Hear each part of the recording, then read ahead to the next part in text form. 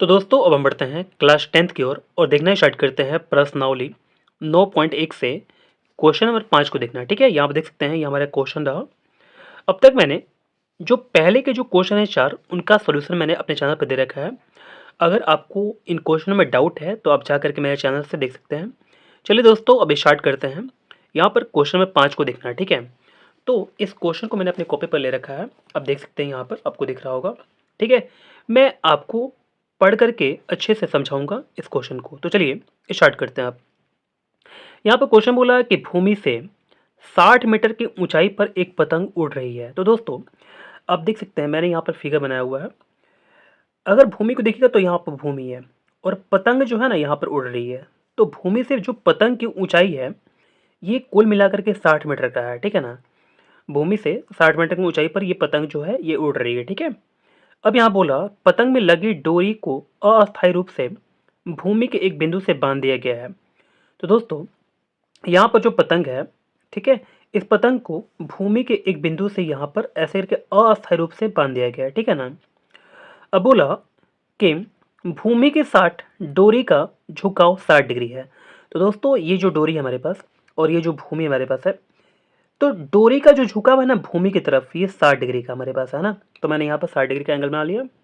अब देखिए यह मान कर कि डोरी में कोई ढील नहीं है। तो दोस्तों यहाँ पर जो डोरी है ना बिल्कुल ढीला नहीं है, बिल्कुल टाइट है, ऐसे करके आप समझ सकते हैं। तो बोला कि डोरी की लंबाई ज्ञात कीजिए। तो दोस्तों हमको क्या करना है, ये जो डोरी हमारे पास है इसका हमको लंबाई फाइंड करना है। तो मैं क्या करता हूँ, सबसे पहले इस त्रिभुज का मैं एक नेमिंग करता हूँ। ठीक है, यहाँ पर हो गया हमारे पास PQR। ठीक है, तो दोस्तों मैंने यहाँ पर नेमिंग कर दिया, नाम दे दिया। ठीक है ना, PQR। अब चलते हैं हम लोग इसके सॉल्यूशन को देखते हैं कि आखिर हमारे पास जो पीआर का वैल्यू होगा यानी कि डोरी की जो लंबाई होगी वो कैसे निकल कर आएगी। तो दोस्तों यहाँ सॉल्यूशन लोग देखना स्टार्ट करेंगे। ध्यान दीजिएगा हमारे पास यहाँ पर ये लंब है। अगर इस एंगल को हम लोग देखते हैं तो हमारे पास ये लंब हो जाएगा और ये हमारे पास क्या हो जाएगा यानी कि कर्ण हो जाएगा। तो लंब और बटे में कर्ण का जो फॉर्मूला होगा वो किसके लिए होता है, यानी कि साइन थीटा के लिए होता है। साइन थीटा इक्वल टू हम लोग बोल सकते हैं यानी कि QR यानी कि लंब हो जाएगा और बटे में क्या हो जाएगा यानी कि PR हो जाएगा यानी कि कर्ण हो जाएगा। ठीक है, हमारे पास साइन जो थीटा है यहाँ पर हमारे पास 60 डिग्री है, तो मैं यहाँ पर 60 डिग्री रख लूँगा। और हमारे पास यहाँ पर QR है ना, तो QR हमारे पास कितना है, 60 डिग्री है, 60 मीटर है, माफ़ कीजिएगा, 60 मीटर हमारे पास हो गया। और हमारे पास PR जो है ना ये बिल्कुल नहीं दिया हुआ है ना, हमको फाइंड करना है। तो दोस्तों हम लोग यहाँ पर PR का वैल्यू फाइंड करेंगे। लेकिन आप देख सकते हैं यहाँ पर साइन 60 डिग्री दिया हुआ है। आपको पता होगा कि साइन 60 डिग्री का जो मान होता है वो क्या होता है, यानी कि √3/2 होता है ना। बराबर यहाँ पर हो जाएगा 60 और बटे में क्या हो जाएगा, PR हो जाएगा। आप देख सकते हैं यहाँ पर PR में अगर √3 में गुणा करते तो हमारे पास क्या आ जाएगा, यानी कि √3 PR हो जाएगा। और 60 में 2 से गुणा करेंगे 120 हमारे पास हो जाएगा, है ना। यहाँ पर हम लोग बोल सकते हैं कि PR इक्वल टू यानी कि 120 बटे में √3। और यहाँ पर हम लोग क्या करेंगे, हर रो का समीकरण कर देंगे। ठीक है, या लिख देंगे हम लोग 120 बटे में √3 और गुणा √3 बटे में क्या हो जाएगा, √3 हो जाएगा। ठीक है, अब दोस्तों या हम लोग बोल सकते हैं PR इक्वल टू हमारे पास क्या हो जाएगा, 120 √3 और √3 में √3 से गुणा करेंगे हमारे पास √9 हो जाएगा। √9 का वैल्यू हमारे पास 3 होता है ना। इसको हम लोग कटा लेंगे तो ये 120 जो है ये कितना बार में कैंसिल हो जाएगा, नहीं कि 40 से 120 हो जाएगा। या PR जो हमारे पास होगा वो कितना हो जाएगा, नहीं कि 40 √3 आ जाएगा। ठीक है, तो दोस्तों आप देख सकते हैं यहाँ पर हमारे पास जो आंसर आ गया 40 √3 आ गया है। ठीक है ना, इसको हम लोग मीटर में बोल सकते हैं क्योंकि हमारे पास यहाँ पर आप देख सकते हैं ये मीटर में हमारे पास दिया हुआ है। तो मैं भी इसको क्या बोलूँगा, यानी कि हमारे पास ये मीटर में हो जाएगा। ठीक है, हम लोग यहाँ पर लास्ट में लिख सकते हैं कि अतः डोरी की लंबाई बराबर कितना हो जाएगा, यानी कि 40 √3 मीटर आंसर। ठीक है, तो दोस्तों अब हम बढ़ते हैं क्वेश्चन नंबर 6 की ओर। इस क्वेश्चन को मैंने अपनी कॉपी पर ले रखा है।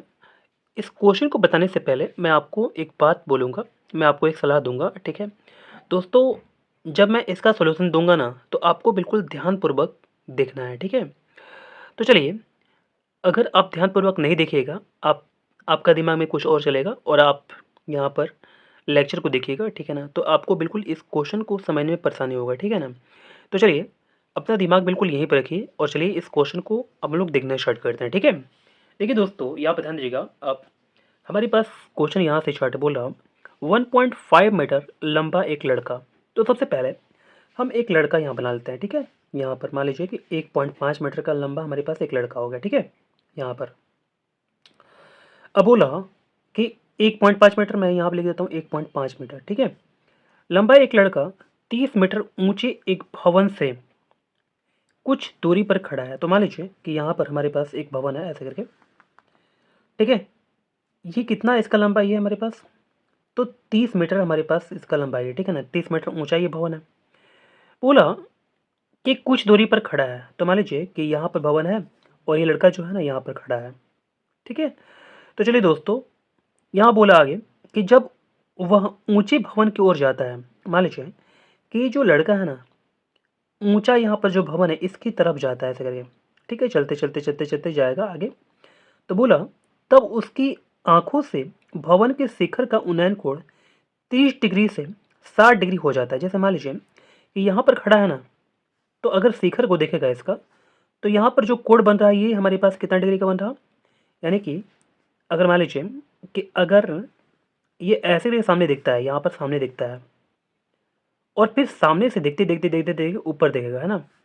ऊपर देखने अगर लगेगा तो शिखर का उन्नयन जो कोण बनेगा वो कितना डिग्री का बनेगा, यानी कि 30 डिग्री का, ठीक है। और फिर जब ये जाता है आगे यानी कि भवन की तरफ, तो इसका जो आंखों का उन्नयन जो कोण है वो 60 डिग्री का हो जाता है। जैसे मान लीजिए कि यहाँ पर ये लड़का पहुँच गया, है ना। तो दोस्तों अगर यहाँ पर ये लड़का पहुँच गया हमारे पास, ठीक है, यहाँ पर ये लड़का चलते चलते यहाँ पर पहुँच गया, ठीक है ना। ध्यान दीजिएगा, ये लड़का यहाँ पर था और यहाँ पर पहुँच गया, तो इसका जो उन्नयन कोण है वो कितना डिग्री का बन गया, यानी कि 60 डिग्री का बन गया। तो क्वेश्चन में बोला कि बताइए कि वह भवन की ओर कितनी दूरी तक चलकर गया। तो दोस्तों हमको बताना है कि आखिर यहाँ से जो लड़का चला और यहाँ तक चलकर गया, तो इसने कुल कितना दूरी को जो है ना वो तय किया हुआ है, ठीक है। मैं क्वेश्चन को आपको बिल्कुल अच्छे से समझा दिया हूँ, ठीक है ना। अब चलिए इसका सॉल्यूशन देखना स्टार्ट करते हैं। सबसे पहले हम लोग नेमिंग करेंगे, ठीक है ना। तो दोस्तों यहाँ से नेमिंग करना स्टार्ट करते हैं। यहाँ पर ए हो गया, ये हमारे पास बी, सी, और यहाँ पर हमारे पास डी हो जाएगा, यहाँ पर ई, यहाँ पर एफ, और यहाँ पर हो जाएगा हमारे पास जी, ठीक है ना। तो चलिए यहाँ तक मैंने आपको बिल्कुल अच्छे से समझा दिया क्वेश्चन को। अब चलिए सॉल्यूशन देखना है, यहाँ से स्टार्ट करते हैं। तो सबसे पहले दोस्तों हम लोग क्या करेंगे, हम लोग देख रहे हैं कि हमारे पास यहाँ पर वो ये 1.5 है, ये भी हमारे पास 1.5 होगा, और दोस्तों यहाँ पर हमारे पास जो EF का मान होगा वो क्या होगा, यानी कि 1.5 ये भी हो जाएगा, है ना।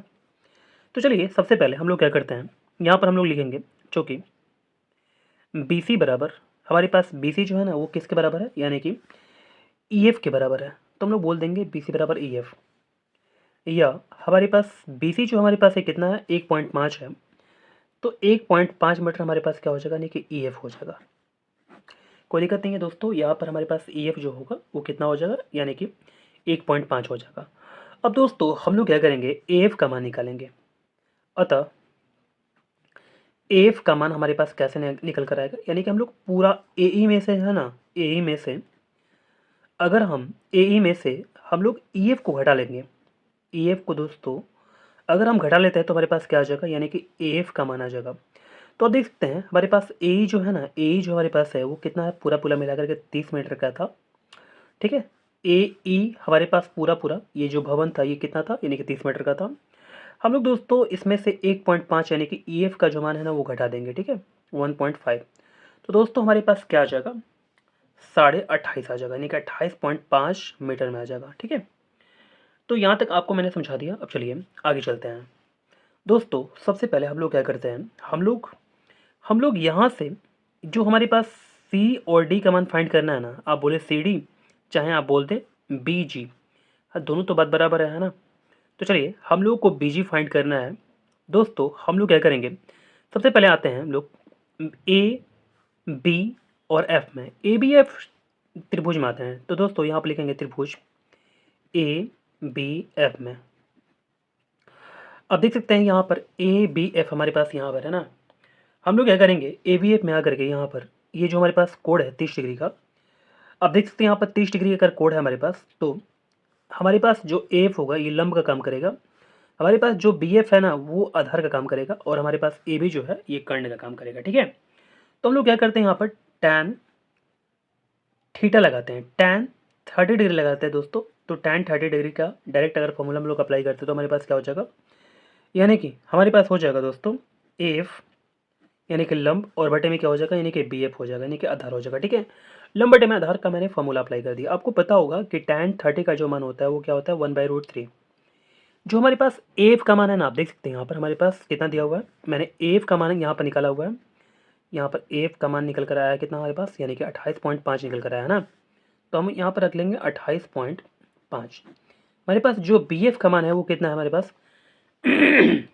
तो दोस्तों हमारे पास यहाँ पर बी एफ का मान नहीं दिया हुआ, तो मैं यहाँ पर ऐसे करके रख दूंगा। ठीक है, अब दोस्तों हम लोग क्या करेंगे, बी एफ में 1 से गुणा कर देंगे तो हमारे पास बी एफ आ जाएगा, और यहाँ पर आ जाएगा 28.5√3 मीटर में हमारे पास आ गया। ठीक है, बी एफ का मान हमने यहाँ पर ला दिया। ठीक है, यहाँ तक कोई दिक्कत नहीं है आपको।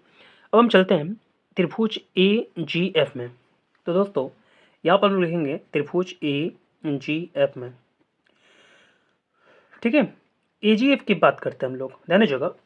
अगर हम ए जी एफ की आकर के बात करें, ए जी एफ की बात करें, तो यहाँ पर हम लोग लगा सकते हैं tan 60 डिग्री। ठीक है ना, tan 60 लगाएंगे हम लोग यहाँ पर। तो tan 60 डिग्री का जो फॉर्मूला होगा यहाँ पर लगाएंगे हम लोग। ठीक है, आपको पता होगा कि हमारे पास ये लंब हमारे पास एफ हो जाएगा, और हमारे पास क्या आ जाएगा, आधार हमारे पास क्या हो जाएगा, यानी कि जी एफ आ जाएगा। ठीक है, ए बटे में जी एफ, ए एफ बटे में जी एफ हमारे पास हो गया दोस्तों।